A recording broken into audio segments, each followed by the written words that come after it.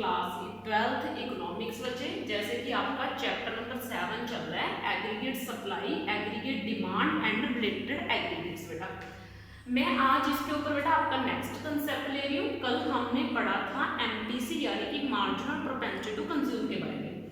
आज बेटा आपका कंसेप्ट है कि average propensity to consume, APC का मीनिंग ये होता है, and marginal propensity to consume, ये दोनों अलग अलग कंसेप्ट हैं, डिफरेंट कंसेप्ट हैं। Average propensity to consume stand for average propensity to consume, जैसे अभी मैं आपको बोल चुकी हूँ। अब दोनों अलग अलग कैसे हैं? ये जो है एवरेज प्रोपेंसिटी टू कंज्यूम, ये आपकी रेशियो को शो करता है, लेकिन टोटल कंजम्पशन की टोटल इनकम के साथ। मैंने क्या बोला? टोटल कंजम्पशन की टोटल इनकम के साथ जो रेशियो है उसको शो करता है एपीसी। एंड जो एमपीसी होता है वो मार्जिनल प्रोपेंसिटी टू कंज्यूम को बोलते हैं, और ये रेशियो शो करता है चेंज की। किसकी? चेंज की, कि कंजम्पशन में चेंज हुआ इनकम में चेंज होने के कारण, और कितना चेंज हुआ ये चीज शो करती है आपकी एमपीसी। देखो इसके आगे डेल्टा लगता है, डेल्टा का मीनिंग होता है चेंज। ठीक है, जब आप इसको रीड करोगे तो आप कैसे रीड करोगे? Delta C upon delta Y भी रीड कर सकते हो, या फिर आप इसको change in C upon change in Y भी रीड कर सकते हो। आगे है algebraic presentation of C function. C यानी कि कंजम्पशन फंक्शन। अलजेब्रिक प्रेजेंटेशन का मीनिंग है वेरिएबल्स में प्रेजेंटेशन। देखो बेटा, जिन बच्चों के पास मैथ नहीं है उनको थोड़ा समझने में दिक्कत आएगी, लेकिन मैं आपको समझा देती हूँ। वेरिएबल का मीनिंग है एक्स और वाई में इक्वेशन बनाना। मैंने क्या बोला? वेरिएबल का मीनिंग क्या है? एक्स और वाई में इक्वेशन बनाना। तो एक्स और वाई में कंजम्पशन फंक्शन की क्या इक्वेशन बनेगी, ये चीज बोली गई है यहाँ पे। इसकी इक्वेशन है C इज इक्वल टू सी बार। इसको सी बार पढ़ते हैं बेटा, क्या पढ़ते हैं?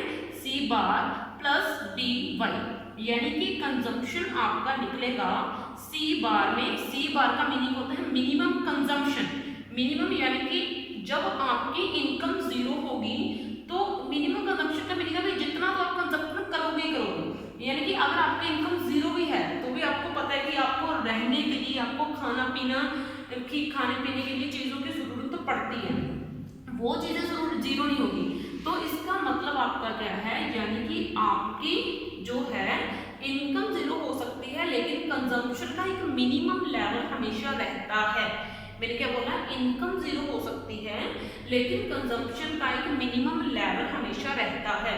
तो ये सी बार उसी मिनिमम लेवल को शो करता है कि अगर इनकम आपकी जीरो आ भी जाए, लेकिन ये मिनिमम कंजम्पशन तो आप फिर भी करोगे। ठीक है, समझ में आई बात? मैंने क्या बोला? C bar in this question refers to the minimum consumption which is the value of the consumption when income is zero। ये देखो मैंने क्या बोला? सी बार कंजम्पशन फंक्शन है, यानी कि कंजम्पशन की वैल्यू है जब आपकी इनकम जीरो होती है। द पैरामीटर बी, ये जो मैंने बी यूज किया है ना इक्वेशन के बीच में, ये जो है चेंज को शो करता है, मार्जिनल प्रोपेंसिटी टू कंज्यूम को शो करता है। समझ में आई बात? अब ये फंक्शन वर्क कैसे करता है इसको ध्यान से समझो। मान लो हम 20 रुपये तो खर्च करेंगे ही करेंगे, चाहे हम कमाते हैं चाहे नहीं कमाते। हमें खाना खाने के लिए, हमें पहनने के लिए इतना मिनिमम कंजम्पशन तो करना ही पड़ेगा, चाहे हम अपनी सेविंग्स को यूज करें, चाहे हम किसी से उधार मांगे, कहीं से भी लें, है ना। और मान लो मार्जिनल प्रोपेंसिटी टू कंज्यूम इतनी है, 0.8 है। मार्जिनल प्रोपेंसिटी टू कंज्यूम का मीनिंग आपको बी दी हुई है, तो आपका फंक्शन ये बन गया। मैंने सी बार की वैल्यू डाली 20 और एमपीसी यानी कि बी की वैल्यू डाल दी 0.8। अब मान लो इनकम आपकी 0 रुपीज़ है, अभी आप कुछ नहीं कमा रहे, तो जितना आप पहले कंजम्पशन करते थे उतना ही अभी आप करोगे। अब तो मान लो अब आपकी इनकम 50 रुपये हो गई, तो आपका कंजम्पशन का लेवल थोड़ा बढ़ जाएगा। तो यहाँ पे आप y को 50 पुट करोगे, क्योंकि ये y इनकम को शो करता है, और आपका कंजम्पशन बढ़कर कितना हो जाएगा? 60। समझ में आई बात? तो आगे है बेटा आपका सेविंग फंक्शन। अब सेविंग फंक्शन का मीनिंग है, अगर एक पर्सन इनकम कमाता है तो इसका मतलब ये नहीं बेटा कि वो सारी की सारी इनकम खर्च कर दे। वो उस इनकम को 2 पार्ट्स में डिवाइड करता है ना। वो क्या करेगा? एक पार्ट में वो इतने खर्चे करने हैं, और दूसरा पार्ट वो सोचेगा कि मैंने इतना सेव करना है।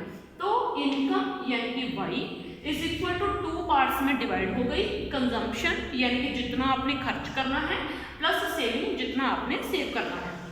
We already discuss the behaviour, हम कंजम्पशन का बिहेवियर इनकम के साथ पढ़ चुके हैं कि जब जब इनकम बढ़ेगी कंजम्पशन बढ़ता जाएगा और एक जगह पर आके कंजम्पशन और इनकम इक्वल हो जाना है, और उसके बाद कंजम्पशन कम हो जाना है और इनकम बढ़ जानी है। ये मैंने आपको लेवल्स कर्व में पढ़ाए हैं, और जिसको हमने कंजम्पशन फंक्शन बोला था ये मैंने आपको अच्छे से सारा करवा दिया है। Now we discuss the behaviour of saving function. अब हम सेविंग फंक्शन के बिहेवियर के बारे में पढ़ेंगे, जो कि इनकम वाई के विद रिस्पेक्ट टू ही पढ़ेंगे कि इनकम बढ़ने का सेविंग के ऊपर क्या इफेक्ट पड़ता है, इनकम कम हो तो क्या इफेक्ट पड़ता है, इनकम जीरो हो तो क्या इफेक्ट पड़ता है। तो फंक्शनल रिलेशनशिप जो इन दोनों के बीच में रिलेशनशिप होगी सेविंग के बीच में और इनकम के बीच में, इसको ही बेटा सेविंग फंक्शन बोला जाता है। और नेक्स्ट वीडियो में हम सेविंग फंक्शन को पूरा अच्छे से डिफाइन करेंगे बेटा। तो इस वीडियो में इतना ही। Thank you.